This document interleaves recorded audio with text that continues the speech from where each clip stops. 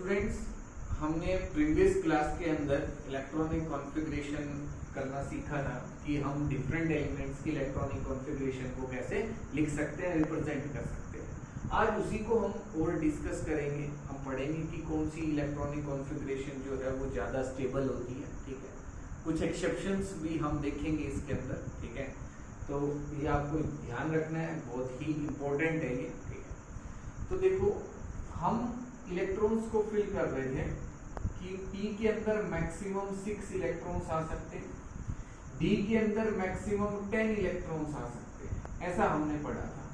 F के अंदर 14 आ सकते हैं और S के अंदर 2 इलेक्ट्रॉन्स आ सकते हैं मैक्सिमम। ये हमारे पास सब शेल्स थे। ठीक है, जिनमें मैक्सिमम इलेक्ट्रॉन्स जो है वो मैं रिप्रेजेंट कर रहा हूँ।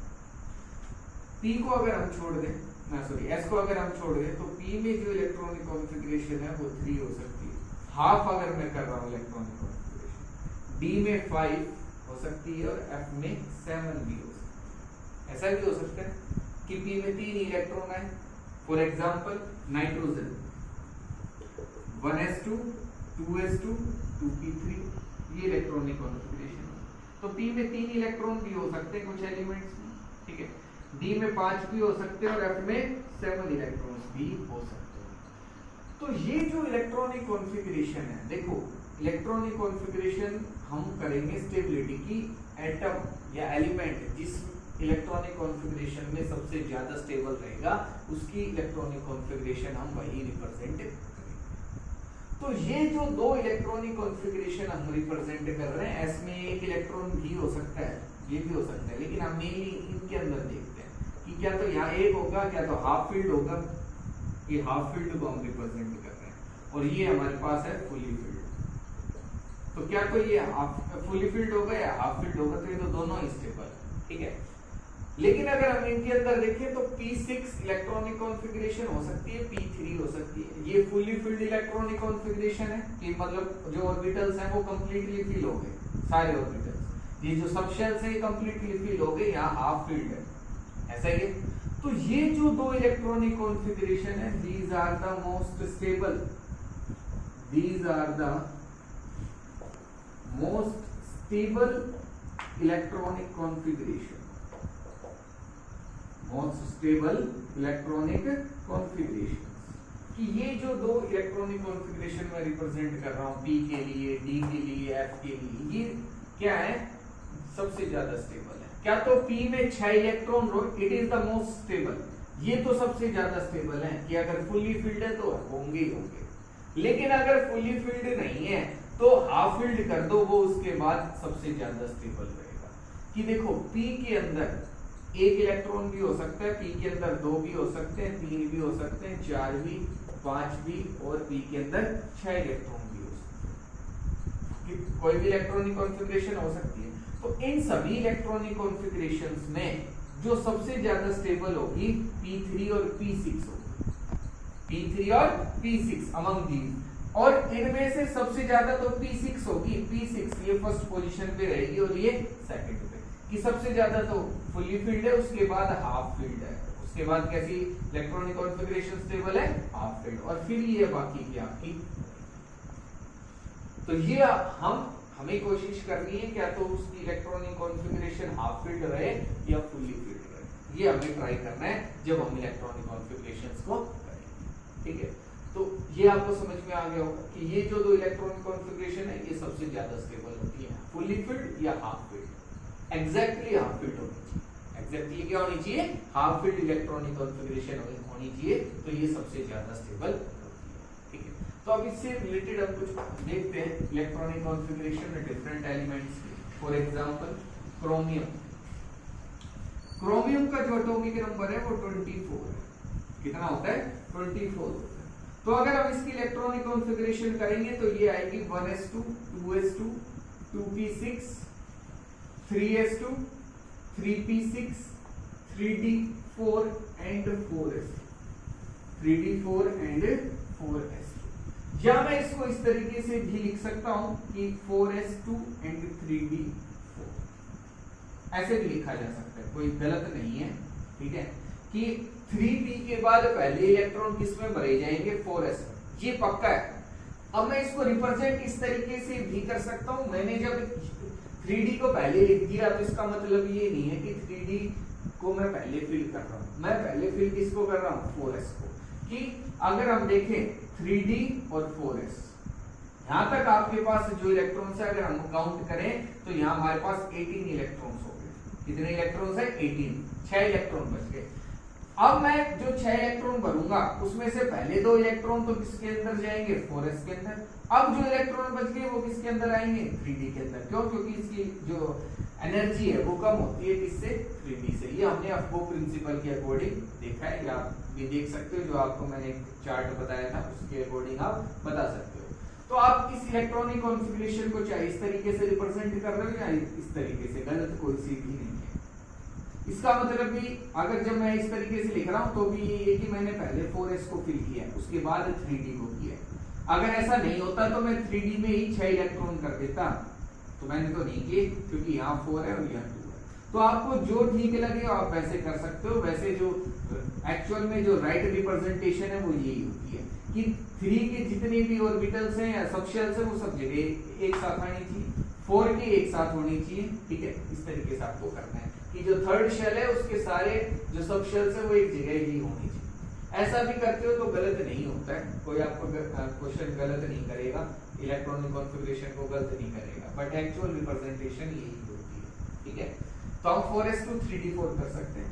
अब देखो इसमें मेन पॉइंट क्या है कि मैंने लिखा 4s2 एंड 3d4। अब D की जो इलेक्ट्रॉनिक कॉन्फ़िगरेशन है जो सबसे ज्यादा स्टेबल होती है वो D5 और D10 होती है। कौन सी होती है? D5 और D10। ये अभी हमने पढ़ा था। लेकिन यहाँ इलेक्ट्रॉन हमारे पास कितने हैं? 4 है। तो इसको केवल एक ही इलेक्ट्रॉन चाहिए हाफ फील्ड होने के लिए। इसमें कन्वर्ट होने के लिए, हाफ फील्ड में कन्वर्ट होने के लिए, ये 4s2। तो अब क्या होगा कि ये जो एक इलेक्ट्रॉन है इसका वो जंप करके आगे चला जाएगा और ये हो जाएगा 4s1 और 3d5। क्या हो जाएगा? 4s1 और 3d5। ये तो अब भी स्टेबल है, यहाँ 4s2 है, ये 4s1 है, ये फुली फील्ड था, ये हाफ फील्ड है। लेकिन अब इसकी स्टेबिलिटी काफी इंक्रीज होगी। 3d10 होनी चाहिए इलेक्ट्रॉनिक कॉन्फ़िगरेशन या 3d5, तो ये हाफ फील्ड इलेक्ट्रॉनिक कॉन्फ़िगरेशन होगी। कैसी हो गई? Half field, and it is more stable.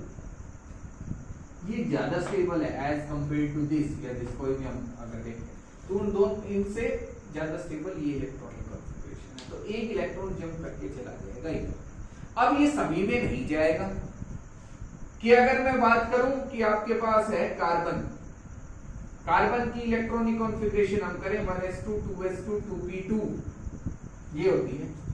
अब यहां भी 2p2 को 2p3 में कन्वर्ट होने के लिए केवल एक इलेक्ट्रॉन चाहिए। तो यहां से एक इलेक्ट्रॉन जंप करके यहां नहीं जा सकता। ये सभी में नहीं होगा, ये यही हम देख रहे हैं। या कुछ और केसेस जब हम आगे देखेंगे डी ब्लॉक एलिमेंट्स में तो वहां हो सकता है, यहाँ नहीं होगा। ऐसा क्यों?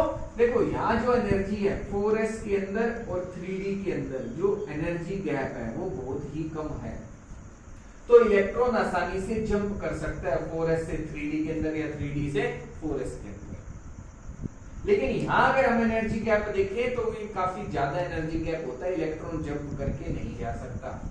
इसलिए यहाँ ऐसा हम बिल्कुल भी नहीं करेंगे। ये हम डी ब्लॉक एलिमेंट्स में आपके पास कैडमियम से लेके जो जिंक है इन एलिमेंट्स भी हम कह सकते हैं जो आपके पास डी ब्लॉक एलिमेंट्स है। डी ब्लॉक एलिमेंट्स आगे हम पढ़ेंगे क्या है डी ब्लॉक एलिमेंट्स। ठीक है, इन सबको हम डिटेल में पढ़ने वाले हैं। क्या है D block elements? Group number 12 से ग्रुप नंबर 3 से लेके ग्रुप नंबर 12 के बीच के जो भी एलिमेंट्स हैं उनको डी ब्लॉक एलिमेंट्स बोला जाता है। तो यहाँ डी ब्लॉक एलिमेंट्स में इस तरीके की कॉन्फ़िगरेशन हमें देखने को मिलेगी, यहाँ नहीं करेंगे, यहाँ बिल्कुल भी नहीं करेंगे। तो ये आपको समझ में आ गया होगा कि कैसे इलेक्ट्रॉनिक कॉन्फ़िगरेशन करनी है। इसी तरीके से हम कॉपर के लिए भी कर सकते हैं। कॉपर का एटॉमिक नंबर होता है 29। तो इसकी इलेक्ट्रॉनिक कॉन्फ़िगरेशन करेंगे तो 1s2 2s2 2p6 3s2 3p6 4s2 and 3d9 ये कर सकते हैं। डी में कितने इलेक्ट्रॉन हो गए? 9 इलेक्ट्रॉन हो गए। अब इसको एक इलेक्ट्रॉन चाहिए 3d10 में कन्वर्ट होने के लिए। कितने इलेक्ट्रॉन चाहिए? केवल एक इलेक्ट्रॉन चाहिए। तो अब क्या होगा कि 4s से एक इलेक्ट्रॉन जंप करके कहां चला गया? 3d के अंदर।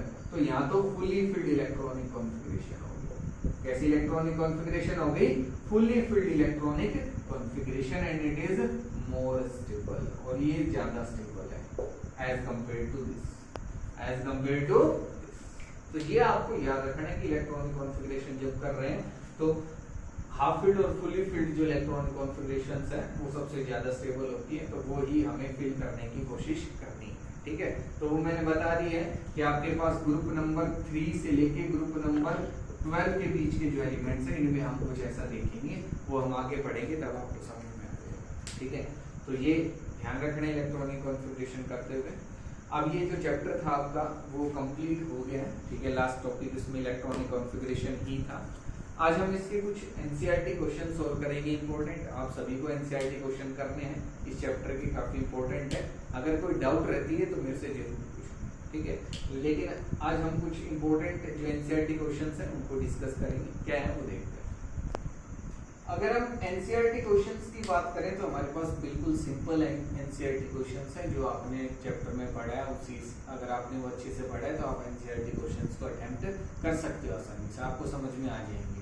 लेकिन कुछ क्वेश्चंस अगर नहीं आते तो आपको जरूर पूछने कि आंसर इस क्वेश्चन को हम कैसे करेंगे। ठीक है, तो अब मैं एक क्वेश्चन है हमारे पास, क्वेश्चन नंबर 8 एक्सरसाइज का क्वेश्चन है। ठीक है, इसमें क्या कह रहा है, मैं कुछ इंपॉर्टेंट क्वेश्चंस करवाऊंगा कि जैसे आपको पीछे का जो है वो रिवाइज हो जाए। ठीक है, ये क्वेश्चंस बहुत सारे स्टूडेंट्स शायद कर भी लेंगे, लेकिन फिर भी मैं तो कुछ क्वेश्चंस स्टार्टिंग से लेके चलूंगा जो इंपॉर्टेंट है या जिससे आपको पीछे का जो है वो रिवाइज हो जाएगा। ठीक है, तो अगर हम इसमें देखें, हमें कह रहा है what is the number of photons of light with a wavelength of 4000 picometer that provides 1 joule of energy, that provides 1 joule of energy. कह रहा है नंबर ऑफ फोटॉन्स बताओ, ठीक है, और एक लाइट की जिसकी वेवलेंथ है 4000 पिकोमीटर, उसकी हमें वेवलेंथ भी दे रखी है, और कह रहा है उसकी जो एनर्जी है वो कितनी है, 1 जूल है। कितनी है, 1 जूल उसकी एनर्जी है। ठीक है, तो देखो हमने फॉर्मूला एक पढ़ा है, E = Nhν, where nu is frequency of light, ठीक है, h Planck's constant, n के आपके पास नंबर ऑफ फोटॉन्स और E एनर्जी, E के आपके पास energy, and n is E = NhC by lambda, C by lambda, because mu is equal to C by lambda। ये हमने पहले भी पढ़ा है कि जो फ्रीक्वेंसी है वो किसके इक्वल होती है, C अपॉन लैम्डा के इक्वल। तो हमें वेवलेंथ दे रखी है तो हम ये म्यू को किस में कन्वर्ट कर लेंगे, C अपॉन लैम्डा में, वेवलेंथ की टर्म में ले आएंगे। अब मुझे नंबर ऑफ फोटॉन्स निकालने, तो यहाँ से n की जो वैल्यू है वो कितनी आएगी आपके पास, E × lambda upon h × C, upon h × C। तो E की वैल्यू तो हमें दे रखी है 1 जूल, लैम्डा की जो वैल्यू है वो हमें दे रखी है 4000 पिकोमीटर। अब 4000 पिकोमीटर को हम मीटर में कन्वर्ट करेंगे तो यहाँ आएगा 10⁻⁸। कितना आएगा, 10⁻⁸, और जो प्लैंक्स कांस्टेंट है इसकी वैल्यू हो जाएगी 6.6 × 10⁻34, और C की जो वैल्यू है वो आएगी 3 × 10⁸, 3 × 10⁸, और यहाँ से आपके पास नंबर ऑफ फोटॉन्स जो है वो आ जाएंगे।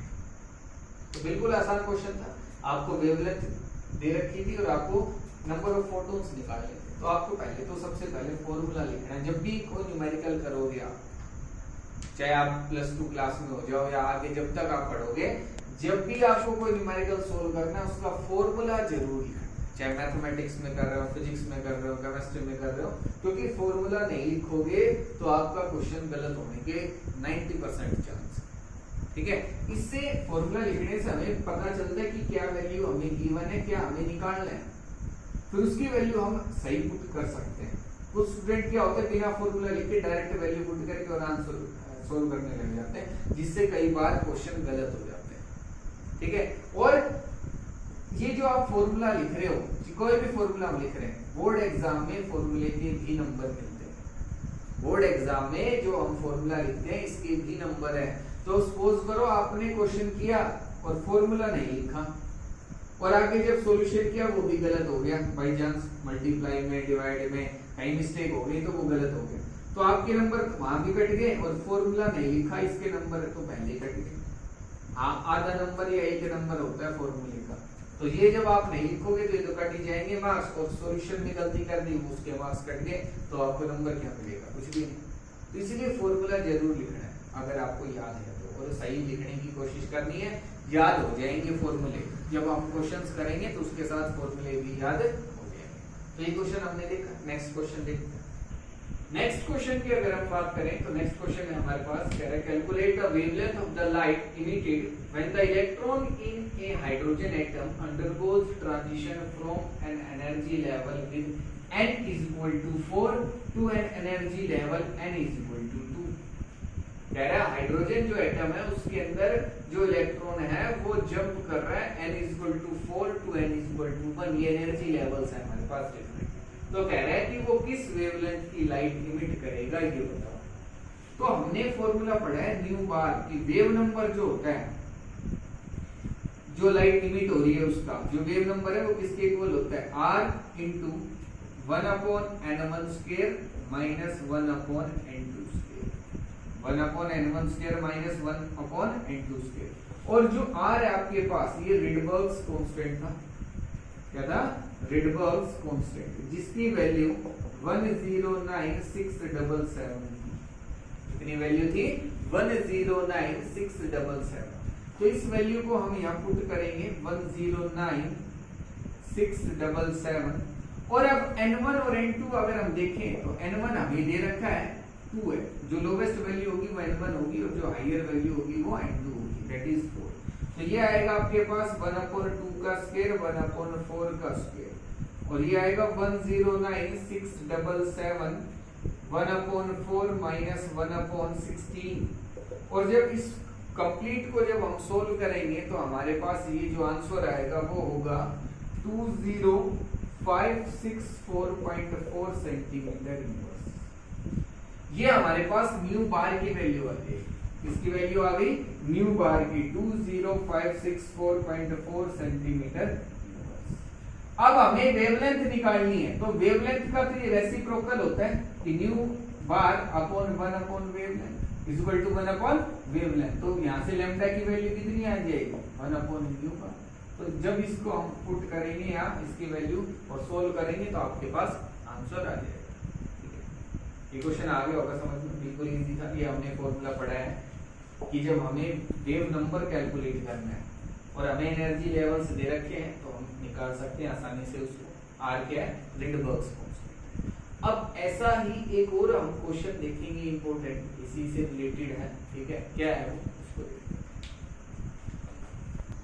नेक्स्ट जो क्वेश्चन है हमारे पास वो कह रहा है calculate wave number for the longest wavelength transition in the Balmer series of atomic hydrogen.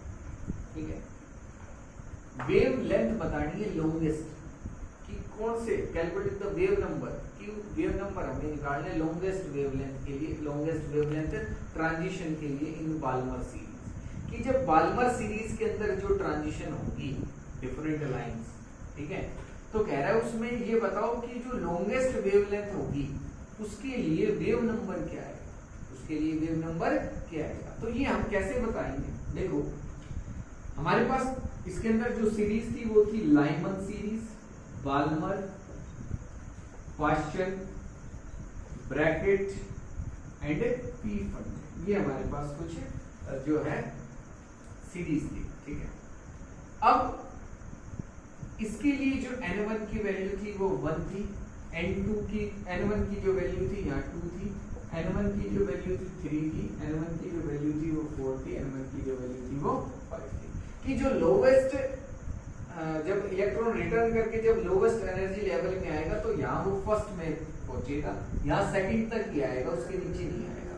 अगर फर्स्ट में आ रहा है सेकंड से नीचे फर्स्ट में पहुंच गया तो फिर वो लाइमन सीरीज के अंदर आएगा। अगर थर्ड तक रुक गए तो पाश्चन, फोर्थ तक ब्रैकेट एंड यहाँ पी फंड। कि हमारे पास डिफरेंट जो है एनर्जी लेवल्स हो सकते हैं, first, second, third, fourth, fifth, sixth. तो इलेक्ट्रॉन कहाँ जा रहा है जंप करके, जी हमें देखना है, चाहे वो कोई भी एनर्जी लेवल से जा रहा है, अगर वो फर्स्ट में पहुंच रहा है तो ये सभी लाइमन सीरीज के अंदर आएंगे। अगर ये सभी आपके पास सेकंड जो आपके पास ट्रांजिशन या सॉरी एनर्जी लेवल है उसके अंदर जा रहे हैं, तो ये बाल्मर सीरीज के अंदर है। तो यहाँ जो N1 की वैल्यू है वो कम से कम क्या है 2, उससे कम नहीं हो सकती। तो ये मैंने लिखा है।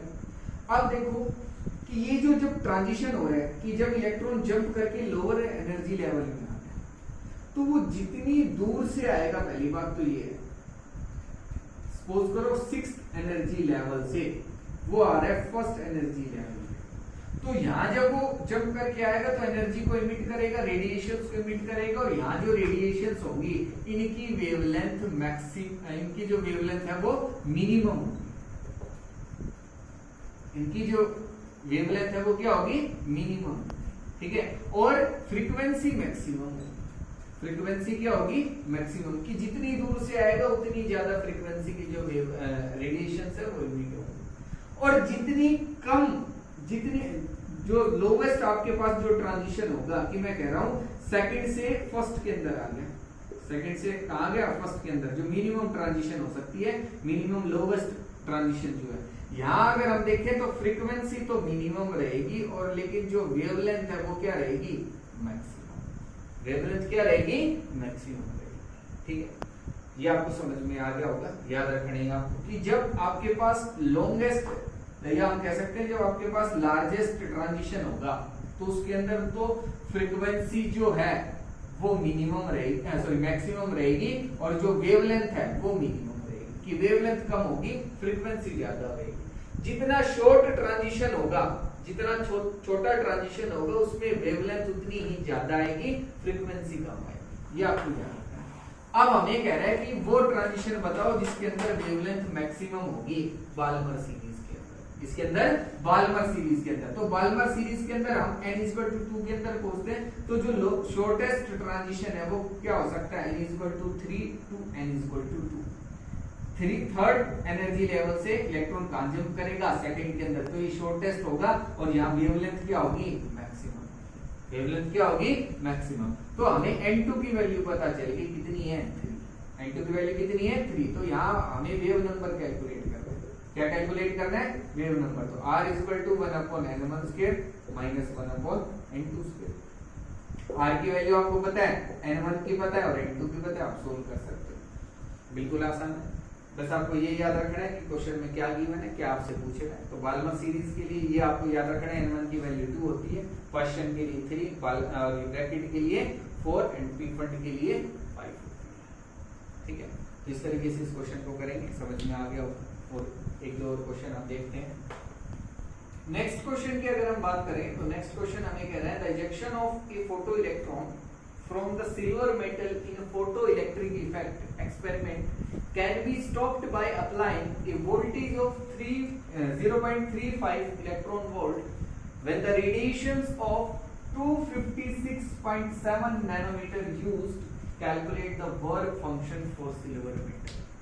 ठीक है, क्या कह रहा है कि एक इलेक्ट्रॉन जब इजेक्ट करेगा सिल्वर मेटल से, ठीक है, फोटो इलेक्ट्रिक जो इफेक्ट है, फोटो इलेक्ट्रिक इफेक्ट जो एक्सपेरिमेंट था कि जब हम कोई भी रेडिएशन जो है उसको जब स्ट्राइक कराएंगे, जब कोई लाइट स्ट्राइक करेगी किसी मेटल सरफेस पे, तो इलेक्ट्रॉन का इजेक्शन, किसका इजेक्शन होगा, इलेक्ट्रॉन का। तो अब ये जो आप इजेक्शन है आप इसको रो करें, ठीक है, कितनी वोल्टेज सप्लाई करके, 0.3 इलेक्ट्रॉन। तो कह रहा है, और ये जो when the radiations of 256.7 nanometer use, और जो ये रेडिएशंस हम यूज कर रहे हैं इसकी जो वेवलेंथ है ये कितनी है, 256 नैनोमीटर। कह रहा है कैलकुलेट द वर्क फंक्शन, कि बताओ हम कितना वर्क करेंगे, हमें ये बताना, ठीक है। तो ये किसके इक्वल होगा, वर्क फंक्शन की अगर हम बात करें, वर्क फंक्शन, तो ये इक्वल होगा आपके पास energy of the electron minus kinetic energy. क्या होगा, sorry, energy of the incident radiation, sorry, energy of the incident radiation minus kinetic energy, कि जो इलेक्ट्रॉन की काइनेटिक एनर्जी है वो अगर सब्ट्रैक्ट कर देंगे तो हमारे पास क्या आ जाएगा, वर्क फंक्शन आ जाएगा। क्या आ जाएगा, वर्क फंक्शन, की हम कितनी फोर्स लगाएंगे, कितना वर्क करेंगे उसको रोकने के लिए, ठीक है। तो अगर हम इसमें अब देखें तो सबसे पहले हम एनर्जी को कैलकुलेट करेंगे। इसको कैलकुलेट करेंगे एनर्जी को। तो अब एनर्जी कैलकुलेट जब हम करेंगे तो एनर्जी कैलकुलेट करते हैं E equal to h nu या hc बाय लैम्डा। तो यहाँ से E की वैल्यू आएगी आपके पास 6.6 into 10 raised to power minus 34, 3 into 10 raised to power 8 और लैम्डा की वैल्यू आपको दे रखी है 256.7 नैनोमीटर। इसको मीटर में कन्वर्ट हम कर लेंगे, ये आएगा 10 raised to power minus 8 metre, ठीक है। और जब हम इसको सोल्व करेंगे, सॉरी 9 आएगा 10 raised to power 9, और जब हम इसको सोल्व करेंगे तो ये जो वैल्यू है वो हमारे पास आएगी 7.74 into 10 raised to power minus 19 joule. कितनी आ जाएगी 10 raised to power minus 19 joule. 7.74 into 10 raised to power minus 19 joule. अब ये तो हमें जूल में दे रखी है और हमें पोटेंशियल जो है वो इलेक्ट्रॉन वोल्ट में दे रखा है, तो इसको भी हम इलेक्ट्रॉन वोल्ट में कन्वर्ट कर सकते हैं। कैसे करेंगे? इसको हम मल्टीप्लाई कर देंगे 7.74 into 10 raised to power minus 90, इसको मल्टीप्लाई करेंगे 1.6 into 10 raised to power minus 19, इससे मल्टीप्लाई कर देंगे 1.6 into 10 raised to power minus 19 और ये जो वैल्यू आएगी आपके पास वो हो जाएगी 4.83 इलेक्ट्रॉन वोल्ट। कितनी वैल्यू हो जाएगी? 4.83 इलेक्ट्रॉन वोल्ट। तो हमारे पास एनर्जी आ गई। अब हम वर्क फंक्शन को आसानी से कैलकुलेट कर सकते हैं। कैसे? 4.83 माइनस काइनेटिक एनर्जी, सॉरी अब हमें ये माइनस क्या होता है? काइनेटिक एनर्जी होता है, ठीक है। अब हमारे पास देखो काइनेटिक एनर्जी जो है वो आपके पास हो जाएगी 0.35। ये कैसे होगी? कि जो हम पोटेंशियल अप्लाई कर रहे हैं, कि जो हमने पोटेंशियल अप्लाई किया उसको रोकने के लिए, वो किसके इक्वल होगा? उसकी काइनेटिक एनर्जी के इक्वल होगा। इसके इक्वल होगा उसकी काइनेटिक एनर्जी के। कि हम जब इलेक्ट्रॉन मूव कर रहा है तो उसके अंदर कुछ एनर्जी है, तो उसको रोकने के लिए हम कितनी एनर्जी लगाएंगे? जितनी एनर्जी उस इलेक्ट्रॉन के अंदर होगी कम से कम हमें उतनी एनर्जी लगानी पड़ेगी। तो हमने वो ही पोटेंशियल, उतना ही पोटेंशियल हमने अप्लाई किया, उतनी ही एनर्जी हमने अप्लाई की है कि इलेक्ट्रॉन रुक जाए। तो जो जितनी एनर्जी हम लगा रहे हैं उतनी तो एनर्जी किसकी होगी? इलेक्ट्रॉन की होगी। तो काइनेटिक एनर्जी किसके इक्वल हो जाएगी? जो पोटेंशियल, जो वोल्टेज हम अप्लाई कर रहे हैं, तो 0.35 वोल्ट। और इसको सोल्व करेंगे तो आपके पास आंसर आ जाएगा, ठीक है। बिल्कुल सिंपल था, समझ में आ गया होगा आपको कि क्या पूछ रहे हैं। वर्क फंक्शन, हमें वर्क निकालना है इलेक्ट्रॉन को रोकने के लिए। तो कैसे निकालेंगे? Energy of the incident radiation minus kinetic energy. तो इस तरीके से हम सोल्व कर सकते हैं। ये क्वेश्चन आपको समझ में आ गया होगा, ठीक है। तो इसी तरीके के और भी क्वेश्चन है, बिल्कुल आसान है। आपको क्या करना है? सबसे पहले तो आपको क्वेश्चन अच्छे से पढ़ना है कि क्वेश्चन में क्या गिवन है और क्या पूछ रहा है। जब तक आपको ये नहीं पता होगा आप क्वेश्चन नहीं कर सकते कभी भी, कोई भी क्वेश्चन किसी भी सब्जेक्ट का। तो सबसे पहले जब क्वेश्चन पढ़ रहे हैं तो आपको ये समझ में आना चाहिए कि क्या आपको गिवन है और क्या आपसे क्वेश्चन में वो पूछ रहा है। जब ये आपको पता चल जाएगा तब आप फॉर्मूला देखो कि हम क्या फॉर्मूला अप्लाई करेंगे। क्या मैंने फॉर्मूला सही लिखा है? उसको बुक से कंसल्ट करो, अपनी नोटबुक से, नोट से कंसल्ट करो, कोई दिक्कत नहीं है कि देख के लिखो कि इसका फॉर्मूला ये है। अभी याद नहीं होंगे, धीरे धीरे जब प्रैक्टिस करेंगे तब याद हो जाएंगे, एकदम से याद नहीं होंगे कि याद ही होना चाहिए। उसको देखो, लिखो, सोल्व करो, सोल्व सही करना है, उसको समझ में आने चाहिए। क्वेश्चन समझ में आ गया फिर फॉर्मूला तो अपने आप याद हो जाएगा, ठीक है। तो इस तरीके से आपको क्वेश्चंस करने। अगर कोई भी डाउट रहती है तो मेरे से जरूर पूछना है, लेकिन करने जरूर है। अब आपकी नोटबुक जो है वो जरूर चेक की जाएगी कि आपने एनसीईआरटी क्वेश्चन किए हैं या नहीं किए, ठीक है। इसके लिए तैयार रहना बिल्कुल। अगर किसी स्टूडेंट की नोटबुक कंप्लीट नहीं हुई तो उसका जो रिजल्ट होगा वो आपको पता चल जाएगा कि क्या होगा, ठीक है। तो इसलिए इन क्वेश्चंस को जरूर करना है और कोई डाउट रहती है तो पूछना, ठीक है।